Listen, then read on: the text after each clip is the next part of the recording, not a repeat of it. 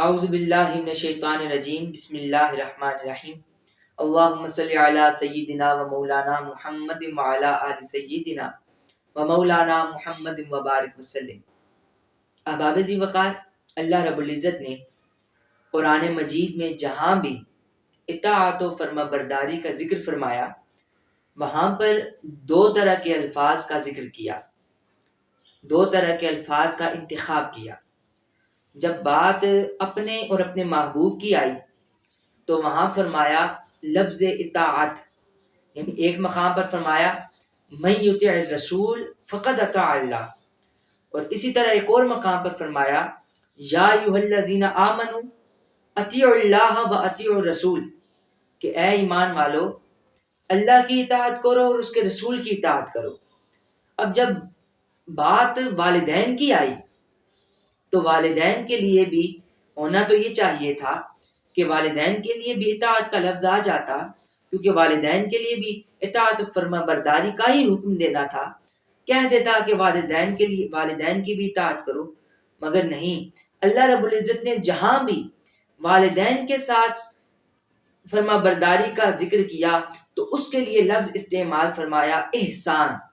اب ایک مقام پر فرمایا وَاعْبُدُوا اللَّهَ وَلَا تُشْرِكُوا بِهِ شَيْئًا وَبِالْوَالِدَيْنِ إِحْسَانًا، ایک دوسرے مقام پر فرمایا وَقَضَىٰ رَبُّكَ أَلَّا تَعْبُدُوا إِلَّا إِيَّاهُ وَبِالْوَالِدَيْنِ إِحْسَانًا۔ اب دیکھا جائے تو اپنے اور اپنے محبوب کے لیے لفظ اطاعت اور والدین کے لیے احسان، اب پتہ یہ چلتا ہے کہ ان دونوں میں ایک فرق ہے۔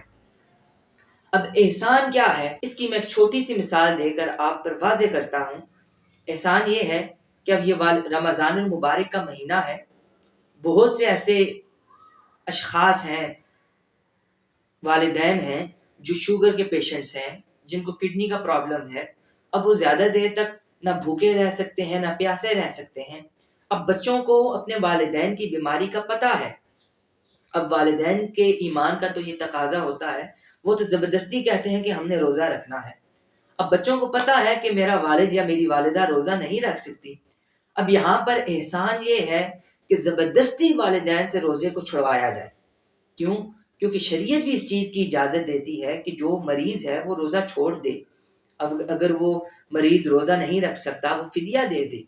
اب یہاں پر والدین اگرچہ جتنا مرضی زور لگا لیں کہ ہم نے روزہ رکھنا ہے، تم ہمیں منع نہ کرو، یہاں پر اطاعت یہ نہیں کہ آپ خاموشی سے کہہ دیں جی ٹھیک ہے آپ روزہ رکھیں، یہاں پر اطاعت کام نہیں آئے گی، یہاں پر احسان کام آئے گا، اور اسی احسان کا حکم اللہ تعالیٰ نے قرآن مجید میں دیا۔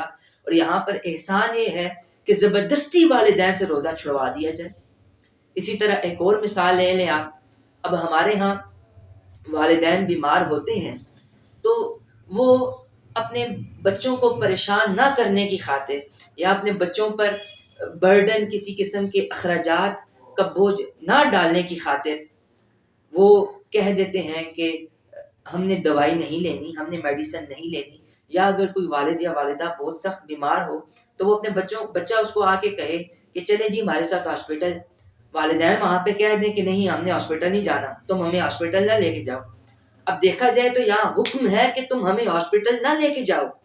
اب یہاں پر یہ نہیں کیا جائے گا جی ٹھیک ہے جی آپ ہاسپٹل نہ جائیں، چاہے وہ اگلے دن اللہ کو پیارا ہو جائے۔ یہاں پر اطاعت کام نہیں آئے گی، یہاں پر احسان کام آئے گا، اور احسان کا ہی حکم دیا جا رہا ہے۔ اور احسان یہ ہے کہ والدین جتنا مرضی منع کرتے رہیں، زبردستی ان کو ہاسپٹل بھی لے کر جایا جائے، زبردستی ان کو میڈیسن بھی دی جائے، تو یہ ہو گیا احسان۔ مگر جب بات اپنے اور اپنے محبوب کی آئی، وہاں واضح اور قطعی طور پر حکم دے دیا کہ یہاں پر تم اپنی عقلوں کو استعمال مت کرو، یہاں پر تمہیں میں اور میرا محبوب جس چیز کا حکم دے دے، جس چیز سے رکنے کا کہہ دے تو بس اس سے رک جاؤ، اگر حکم دے دیا تو اس کو کر دو۔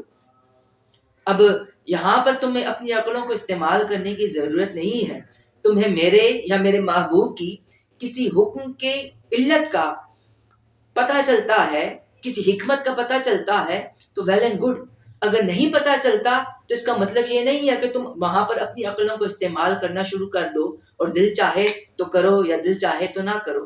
وہاں پر واضح فرما دیا اطاعت، اب اللہ نے دن میں 5 مرتبہ نماز کو فرض کیا تو بھئی فرض ہے، پڑھنی ہے۔ اب اس کے پیچھے کیا حکمت ہے؟ وہ مالک 6 نمازیں بھی تو رکھ سکتا تھا، وہ 2 بھی تو رکھ سکتا تھا، وہ 1 بھی تو رکھ سکتا تھا، 5 ہی کیوں رکھی؟ اب اس حکمت کے پیچھے چلنے کی، اس حکمت کو تلاش کرنے کی ضرورت نہیں ہے، بس حکم دے دیا کہ یہ کرنا ہے تو بس کرنا ہے۔ پتہ یہ چلا کہ جب بات اللہ اور اس کے رسول کی آ جائے تو وہاں خاموشی سے اس حکم کو، چاہے وہ اگر وہ اوامر ہوں تو کر لینا ہے، اگر وہ نواہی ہوں تو ان سے رک جانا ہے۔ مگر جب بات والدین کی آ جائے تو والدین کی طرف سے دیے گئے اوامر اور نواہی میں ہمیں یہ دیکھنا ہے کہ ان اوامر اور ان نواہی میں والدین کا نقصان نہیں ہے، یا والدین کا نقصان ہے، یا والدین کی دل آزاری تو نہیں ہو رہی۔ ان چیزوں کا خیال کرتے ہوئے والدین کے ساتھ حسن سلوک کرنا، اسی چیز کا تقاضا اللہ رب العزت نے قرآن مجید میں کیا۔ دعا ہے کہ اللہ رب العزت ہمیں قرآن مجید کو سمجھنے کی توفیق عطا فرمائے، اپنے اور اپنے محبوب کے طرف سے دیے گئے احکام کو سمجھنے اور ان پر عمل کرنے کی توفیق عطا فرمائے، اور والدین کے ساتھ حسن سلوک کرنے کی توفیق عطا فرمائے۔ وما علینا الا البلاغ۔